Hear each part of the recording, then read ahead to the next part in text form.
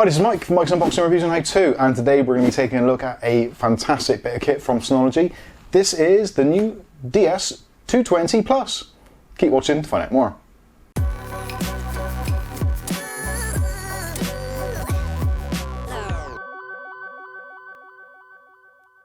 Okay, on today's video we're going to be taking a look at the new Synology DS220 Plus, which is a NAS device. And for those of you who don't know what NAS is, NAS stands for Network Attached Storage.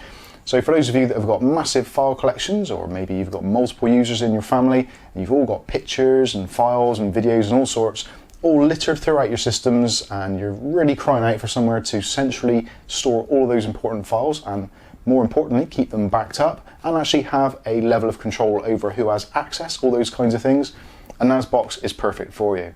And at the moment, Synology have just released this one. This is a new updated model on their portfolio, and actually has some really cool features, which I'm sure you're going to love. So in today's video, we're going to go through and we're going to do an unboxing, go through some of the features, and really dip our toes into the world of NAS. I'm not going to go full in depth on a lot of the features because purely there isn't enough time in the video to be able to do it. There are so many options, so many features, and so many possibilities with one of these boxes. The options are pretty much endless. But we will be going through in depth in certain fields. Further on, we will do a complete series of videos with this particular NAS box, so you can learn along with me as we go along this journey. So if you want to do that, make sure you click on the subscribe button and the chime icon, and you'll be notified of future video releases. So with that said, let's have a quick product tour, go through the box, go through the unboxing process, look at the unit itself, look how easy it is to install a drive, and then go through some of the additional features. So I suppose the first thing we should do really is to discuss price. Now, price is one of the things which generally is one of those things that prohibits people from getting on board with NAS. Or maybe they decide to homebrew their own with an old PC and throw some discs in and try and cobble something together. But realistically now, these have come down to such a price that realistically, this is the better option. I have looked into creating my own NAS box with kind of custom firmwares and all that kind of thing, and it's just an absolute minefield. So at least with this, with Synology, you've got peace of mind that they are actually behind you with all the software, all the support, and also the warranty on the units itself to help you along the process. So looking at the packaging first of all, as you can see, pretty standard packaging, and it shows there DS220 Plus and goes through some of the features. It basically says it's a high-performing NAS, always accessible. And it comes with a dual-core processor. So this unit actually has its own operating system built in, which is the Drive Station Manager, which is currently on version 6.8, I believe, and is soon to be upgraded to version 7. And don't worry, this unit is fully compatible with the upcoming releases, so you've got no worries about upgradability and all those kinds of things. So 2 gigs of RAM built in, which is soldered onto the board. There is also an option, if you wanted to, you can actually add more RAM to the unit, another additional 4 gigabytes of storage. Now it uses a SODIMM, which you can get from Synology, although it does look to be very similar to laptop RAM, so maybe that's something we can look at, just trying to put some laptop RAM in there and see if it actually works. Obviously, Synology wouldn't advise that, they would prefer you to get their own, but certainly it is an option. Now the processor that's actually inside of this, which does all of the hard work, all the grunting, all the lifting, and also the 4K transcoding. Yep, you can transcode your files in 4K to suitable devices, which is awesome. So if you want to use this as some kind of Plex server, that kind of thing, this is going to be right up your street. So the processor is an Intel Celeron J4025, which is only a dual-core processor, but this is a very minimal operating system, yet extremely powerful. The processor is a 2 GHz model and has got burst speeds of up to 2.9 GHz. So nice and nippy for those little file transfer tasks and also for those 4K transcodings. Moving around onto the side of the box, so we've got file sharing, so you can share files safely and securely with selected members, or you can have it as a completely wide open system. Again, this is so configurable. You can set it up pretty much exactly how you want. So you can have just one big storage pool, or you can have individual storage areas for individual users. And also you can set up profiles for those users so they can be administrator level or user level or even guest level. So if you've got friends and family coming around and you want them to be able to access your movie library, then you can do so quite easily without them being able to see any of your personal files. Also, you've got anywhere access, so you don't necessarily have to be at your home or sat right next to your NAS. You can access this anywhere that there is an internet connection using the Synology software, which again is awesome. If you think of something like the OneDrive or Google Drive, those kinds of things, essentially this is your own personal cloud. So all of your information here, safely and securely, you control it, and you don't have the prying eyes of Google and those other types of organizations. Also, if you do want to get involved with cloud synchronization, you can actually get this to synchronize with your online clouds. So services such as Amazon, AWS, also Google Drive, like we said, and also things like OneDrive. There's a massive list of those, which I will put some links in the video description so you can check out in more depth if you feel you need to. Moving right on to the back of the box, goes through in a little bit more detail about the actual specifications, hardware support, package contents, all those kinds of things, but we won't go into that in too much depth now. We'll go ahead and open the box, see what we actually get. So first of all, in the box, most importantly, quick installation guide, which is really useful and actually does cover a lot of the basic steps on how to get everything set up, configured, installed, and where things connect. Next up, we've got the actual NAS itself, and this device is pretty tiny. And this is only a 2-bay model, so you can fit 2 hard drives in here. Now, for those of you that are worried that you need to populate this with drives, which is going to get quite expensive quite quickly, you don't actually need to. You can just set this up as a single drive version if you wanted to. So if you're kind of dipping your toes into the world and you want to try it and see what it's like, you can do quite easily. Now, obviously, they do recommend that you use a NAS quality drive in these particular models, and pretty much that goes for all NASs. But if you want to, if you've got maybe, for instance, a slightly older drive lying around, I've got this old Toshiba 2TB drive, which I've been using in here, and it's actually worked absolutely flawlessly. So you don't necessarily have to go out and buy expensive NAS drives to get started. Also included in the box is a 60-watt wall plug, a UK power lead. Obviously, depending where you buy this, you'll get a lead appropriate for your particular region, and you get 2 LAN cables. Now, a nice feature of this is it actually has 2 LAN ports, both of which are gigabit, so you can actually do adaptive load balancing, which, yeah, sounds a little bit complicated, but in reality, it isn't. And lastly, we get a selection of screws. So if you want to mount 2.5-inch drives into your NAS, you can do. Ideally, it's designed for 3.5-inch drives, but you've got the flexibility. You can, if you want to, put 2.5-inch drives, so that's like laptop-style drives. Or if you want to, and you want a really super fast NAS, then you can actually install SSDs. So that's the unboxing done. Let's take a look at the actual unit itself. And as you can see, this is a really nice looking unit and is very kind of family friendly. You can mount this pretty much anywhere you want, as long as there is a suitable network and power points. But again, if you want to, you can run extensions, network connectivity. You can run a huge long cable to this if you want to. So if you want to hide it out of the way somewhere, maybe under the stairs or in an attic space, or it's nice enough, you can actually just put it on your desk next to your PC and it won't look out of place. So on the front, we've got this nice acrylic front panel, which is removable. You've got your status LEDs on there, so status for power.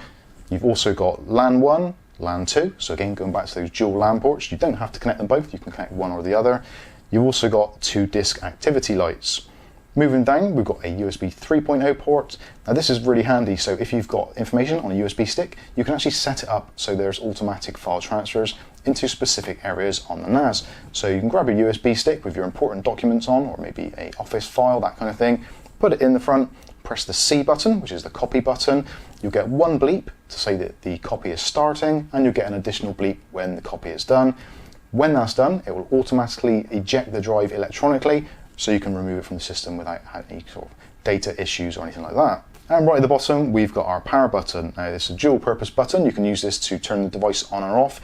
If for some reason you want to turn the device off and you're a bit concerned about shutting it down because of data transfers, all that kind of thing, you can press and hold the button until you hear a bleep, and then it will gracefully shut down, rather than like a PC where you press and hold the button and it just cuts everything off with potential data loss. So you've got no problems with that. It is an intelligent power button. Removing the front panel gives you access to the drive bays, so that just is held on with these rubber grommets, which is really nice, so nice and easy to remove. And then we've got our 2 drive bays. Now the drive bays are easily removable and hot swappable, so you just press the lever up and you can pull out the caddies. Now to install a drive, it's really easy to do. There's mounting bars on the side, so just take those off, grab your drive with the SATA and power interfaces on the rear, and put it into the caddy. Make sure everything's lined up on the sides. Snap these back into position. And you're ready to go. Now you can insert it into your drive bay. Clicks firmly into position, and essentially you're ready to go. Now obviously, if you wanted to, you can put more than 1 drive in. So just remove the second bay and you can put an additional disk in. Now this is really clever. They use a system called the Synology Hybrid RAID, which you can choose to use, although if you are slightly more au fait with RAID systems, you can set up your own custom old school RAID, but the Synology Hybrid RAID is a really clever piece of kit and actually takes a lot of the worry away. So you can put in a single drive and run that as it is. Obviously you don't get any drive or data redundancy, it's purely for transfers, But if you wanted to, then you can get another drive, ideally bigger than the one you've got or the same size, and then in the Hybrid RAID you can actually configure the drive and add that additional space. Really, really handy. Again, you don't have to have exactly the same type of drive or even the same size, and the system will accommodate either. Again, we'll go into the Hybrid RAID setup a little bit later on, and I'll show you some examples of how you can configure drives. And obviously, if you want a drive or you want a NAS with more redundancy, so more drives, then you can actually get lots of different models of this. This is kind of like a prosumer kind of model, so this can be used for homes, small businesses, that kind of thing. But you can get much bigger models with more and more drive bays and more features. Moving around onto the sides, so we've got the Synology logo, and this is actually really clever what they've done here. They've actually made this so this is actually a ventilation area, and that works exactly the same on both sides. So even though it is essentially an advertisement for the company, it also has a purpose. So this will allow cooler air in to cool down the motherboard, the chipset, and the drives themselves. Now, talking of cooling, on the back we've got quite a large fan. It's actually really quiet. In use, I've never even known that the actual fan was spinning or even on, and the drives themselves are actually a little bit louder than the fan, so you've got no issues there. Moving down to our connectivity, so we've got a reset pinhole there, so if things go a little bit pear-shaped, you can press the reset button. You can actually use that as a hardware reset, so if you press and hold it in for an extended period, you can do a complete factory reset of the device. You've got your 2 gigabit LAN ports, so again, you don't have to use them both, but you can bond them both together to get better transfers. So if you've got multiple users all trying to stream 4K video at the same time, or file transfers, etc., then you can extend or enhance the bandwidth available to you via those gigabit ports. Moving across, we've got a Kensington lock slot, so if this is in an office or maybe even in your own home and you want a little bit more secure, so if someone breaks into your house, they can't just pull the thing away and walk off with it, you can attach it securely using a Kensington style lock. Also, we've got another USB 3.0 port. Again, this is for your data transfers, and it's actually a two-way transfer. You can set up to transfer things off of the NAS and also into the NAS. Again, we can go into that at a later date if you want a more in-depth review on how USB copy works. Underneath that, we've got our power jack for the power brick, and that essentially is pretty much it. So on the bottom, we've got some ventilation holes and some nice sturdy rubber feet. So again, because mechanical drives generally do have some kind of resonance to them, that will absorb some of it. Again, depending on where you put it, what surfaces it goes on, you may notice it more than others. Looking inside the drive itself, at the back, you can see the back plane. So there's a set back plane with SATA connectivity, which goes straight in, and you can actually get a really good idea of the cooling potential because essentially you can pretty much see straight through it. Also, in this bottom section is where we've got the option to install additional RAM. So again, you can install an additional 4 gigs of RAM to make the system a little bit more snappy if you've got more users or you've got more applications running on the NAS. Now that is something we need to really go into. Not only is this an excellent piece of hardware, it's also a fantastic piece of software. There are tons and tons of apps that are available from Synology, both first party and also add-on apps, so you can configure this to do various things that you want to. There's many options. So you've got the Synology Moments, which is basically like Google Photos, that kind of thing, and it has some really clever AI. So once you uploaded your photos, you can choose to have them all analyzed and work out what they are. So then you can go into your Synology application or into your mobile device if you've got the Synology software installed, and you can go through and you can manually select files, or you can actually type in a name, say for instance a location like Exmouth for example, and it will find all the pictures that actually contain pictures of Exmouth, which is fantastic. Again, this is normally the sort of thing we'd see with petabytes of storage on Google servers, that kind of thing, whereas now they've minimized it and made it affordable to home users. Now, talking of affordable, this unit at the moment on the UK market on Amazon is retailing for around about £300, which to some of you I know may be a little bit much to swallow, but this does give you a lot of flexibility, a lot of future proofing as well, because obviously it will support the latest versions of the Synology software, so this can grow with you. You could, if you wanted to, build a sort of moderate PC based on low-end components for a similar kind of price, but then you've got a massive PC with all the things that can possibly go wrong with the PC, so failed power supplies, memory incompatibility, all those kinds of things which we deal with on a daily basis. With this is tried and tested hardware and is designed to be on 24/7, unlike a lot of the budget hardware that you could buy for a similar amount of money. So let's talk briefly about some of the software, again, which you can use from the Synology, and I'll try and pop up some B-roll of this in action so you can see what it's like. So first of all, you've got the Disk Station Manager, which again is in version 6 at the moment, I think 6.8. This is a web-based browser with all the applications in there. So you've got things like your admin center, your file transfers, and basically all the ways you can configure the device and access it to get hold of all your data and also move data around should you want to. You don't have to do it from the web-based browser. You can just use it using simple Windows file shares, and this works with pretty much any file system. So you can just plug it in and have it so it appears as a network device. Again, making things nice and easy. If you've ever used a network device, or even if you've used a USB device, you know it just shows up as an additional drive letter or additional folder in your system, and you can drag and drop data from it. And NAS can work exactly the same way. Again, it depends on how you configure it. You can have it so it doesn't actually show up in your Windows shares, and you can map network drives, all those kinds of things. So flexibility-wise, you can do with this pretty much whatever you want. Moving on to more of the software, so the two main ones really for me personally are Synology Drive, which is essentially a OneLook clone, and also you've got Synology Moments, which is the Google Photos clone. Now from what I've been told, in version 7 of the software, when it comes out, those two apps will be kind of melded together to take the best bits of both and combine it into one coherent application.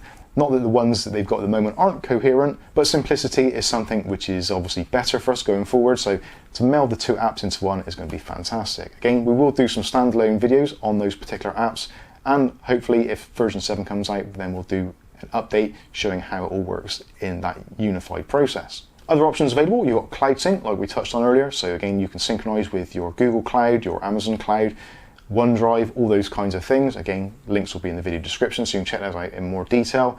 You've also got Synology Office, which is kind of like Google Office or those kind of Microsoft applications, all built into the web browser. So if you've got a small office and you're maybe a small startup, and you don't want to be spending out hundreds and hundreds of pounds on Microsoft Office licenses or subscriptions to Google Office, that kind of thing, then you can use this as your office software. It has that facility in there, and also that means you can do real-time sharing, so you don't need to wait for someone to finish editing a file. You can all access files at the same time. But again, if you want to, you can lock it down so it's single user mode, that kind of thing. Really, really flexible, and also potentially very, very cost saving.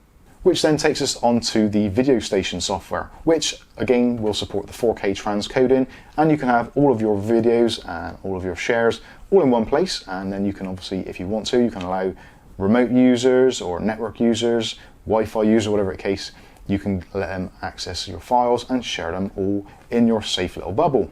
So that's more than enough time talking about some of the apps and some of the features. Let's get this thing fired up, and I'll show you some demonstrations on our desktop app, and you can see how it works in real time. So to start with, we've plugged in our devices. So we've got a single Ethernet cable, which is connected to my gigabit switch, which is over here. And also we've got our power connected. So all we need to do is, for the first time when you're using it, is to press the power button. And then it'll go through the startup process. Again, you've got LEDs on there to tell you what is going on. Normally when you start it up, much like a computer, you can't access it immediately. You do have to wait for the system to initialize itself, which generally doesn't take too long at all. I've actually set this up already and been using it for a little while, so I've set myself a static IP address. Also, I'm using Synology's DNS service, so when my IP address changes, I can still access the unit externally, which is awesome. Again, that's something we can come on to later on in the video. As you can hear at the moment, there is a little bit of vibration coming through the desk.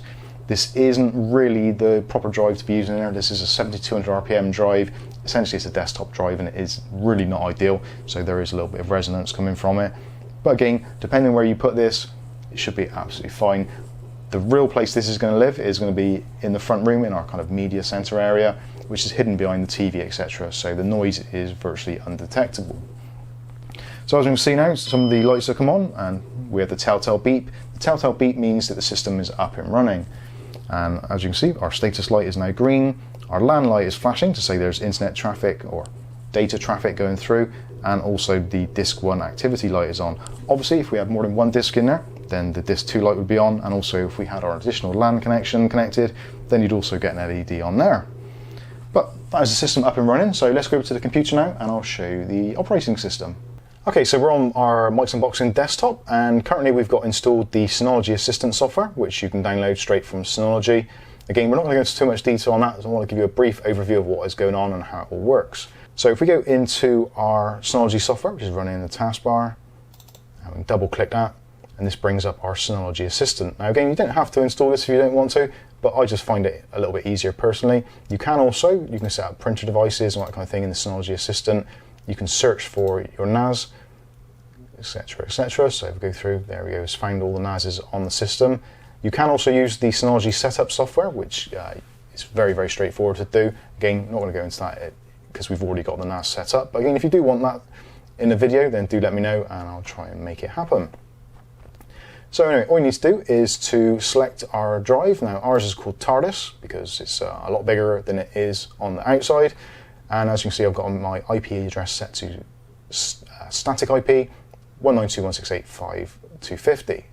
You can, if you want to, leave that manually set to DCHP, and also there's a DHCP server built into NAS as well, so you can actually use it as a kind of gateway if you wanted to. Anyway, moving on, so if we click on connect, we can connect to the device, or if you want to, you can map a drive. But we'll go into connect first of all, so you can see what the software is like, and this will open up into the main page. So this is your first page, so you're logged in. You can, if you want to, choose to stay logged in, but I'm just going to go in as admin and sign in. And the sign-in is very quick, straightforward. First of all, you're greeted with your various widgets. So on the sidebar, as standard, normally you'll get the resource monitor and your system health. So I've added connected users, storage, and scheduled tasks. So scheduled tasks you can set up, but the automated one which is in there to begin with is the auto smart test for the drives, which happens pretty much all the time. We've also got our system health, so it says healthy, and there's our IP addresses, etc., your uptime, so you can keep an eye on that sort of thing. Connected users, so you can see who's actually connected to the device, and as you can see at the moment, I'm connected as admin via the HTTP, because we're through a web address. And it goes in here, this is our storage area.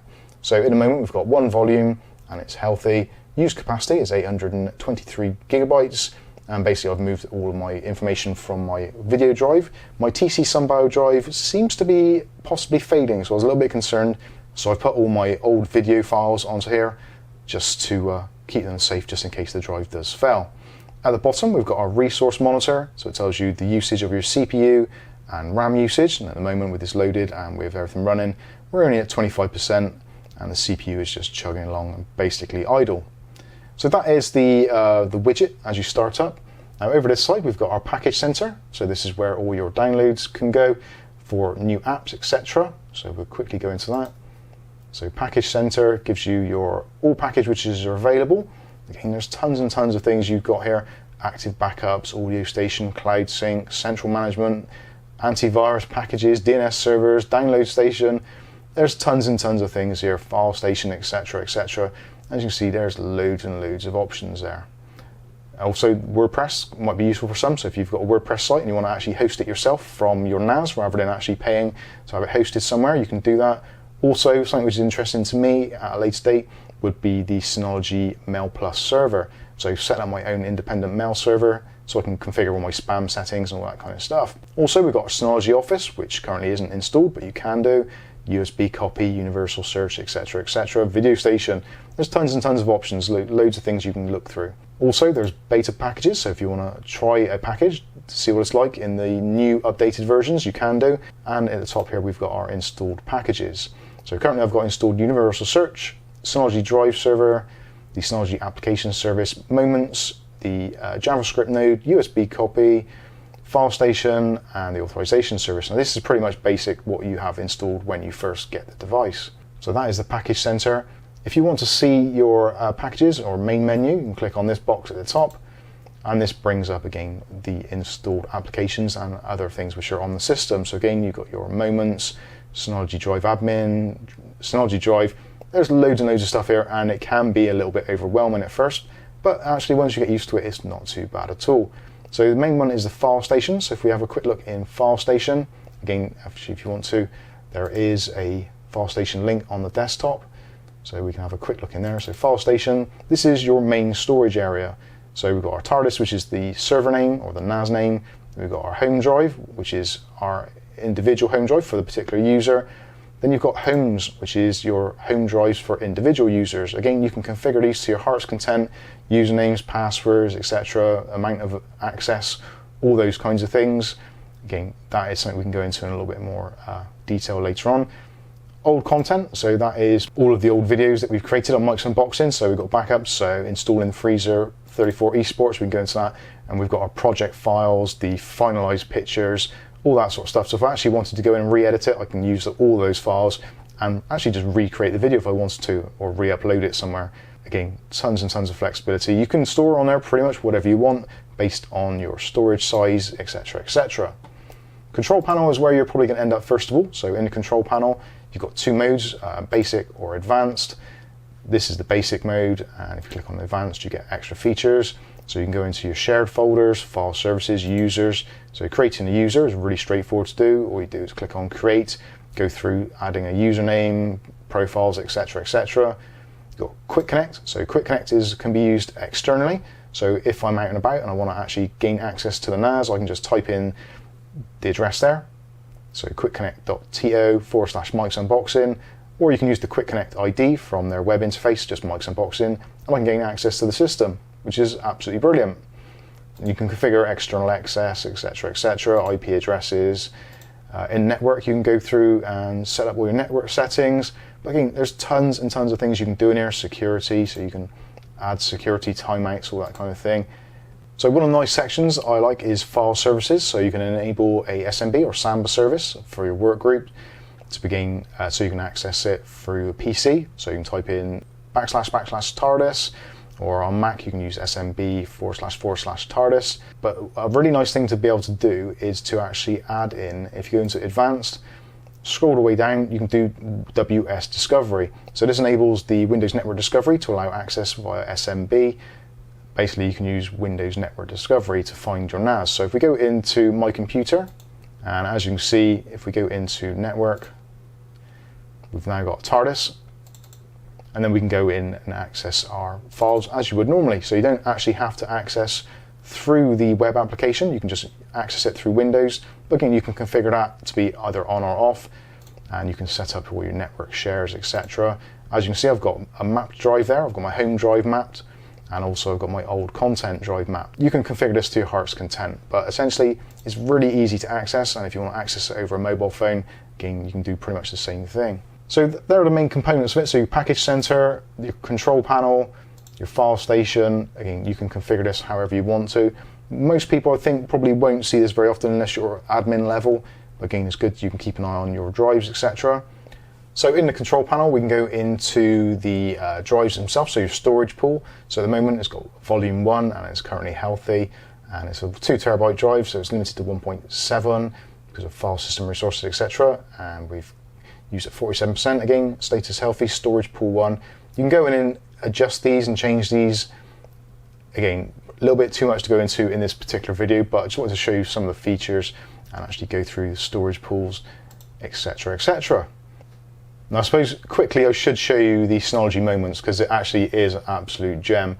So if we click on there and we go to Moments, again, you can install this app on your mobile phone or other devices, iOS, Android, etc, etc. Go into Moments, and if you've used Google Photos before, you get an idea of what this is like. So on the side here, we've got timestamps, so you can scroll through that way as you'd expect. But some of the nice features, you've got albums. So again, you've got shared, people, subjects, places, tags, videos, recently added, etc. And if you go into For You, then there's actually other things that happen. So there's effects which can be added to pictures, which you can choose to save or not. And also this is the similar photos. So because I've copied 2 folders twice, all of these are duplicated. So you can go in and you can actually change all of those settings or get rid of some of those pictures which are duplicates to save some of your valuable storage space. Let's go into Save Effects so you can have a quick look at that. So again, this is a picture I've taken, and Moments has applied auto color for you. You can save the effects or remove the recommended photo. Removing recommendation will remove the image from the moment select. So we can choose save here, or let's remove recommendation. Again, you can do the same thing here. So it's a really old picture, not really bothered about that. Again, you can go through and manage and share all your pictures, all that kind of stuff in a really, really cool way. Again, Moments is one of those things where if you've got loads of photos, it can be super handy. What we can do as well, we can click on search. So again, we'll search for Xmas, like we discussed in the video earlier. And there we go, there's the pictures of us when we were in Xmas. And some of these pictures are really old actually, from a long, long time ago, and it's managed to kind of pick them up and work out roughly where they are, which is brilliant. How the AI does it, I'll never know. Also as well, for the AI, if you go into albums and go into people, then you can select it so it's all of the individual people that you know or have got pictures of, you can put in. And if there's some that you're unsure, so if you go into more, it says who's this. I'll blank out some of these just in case, but then you can actually type in their name, or you can click up here and do merge people, and then you can add people. So if you've got children when they were younger and they're now adults, you can then all put them all into one folder. Again, really nice, really cool, and it's also your own personal storage. So there you go, that has been the Synology DS220 Plus. Tons and tons of information, tons more to come, so don't forget to subscribe to find out what goes on and also any new features that I find in this device. But let me know, what do you think of it? Is this something that you would consider for your home network, maybe for your small business, etc., etc.? Please do let me know. I'm interested to hear your comments. Again, if there's any parts of this that you actually want to see in greater detail, please do let us know in the comments section, and we'll try and make it happen. But for now, I've been Mike. This is Mike's Unboxing Reviews and How To, and hopefully we'll catch you in the very next video. Thanks for watching.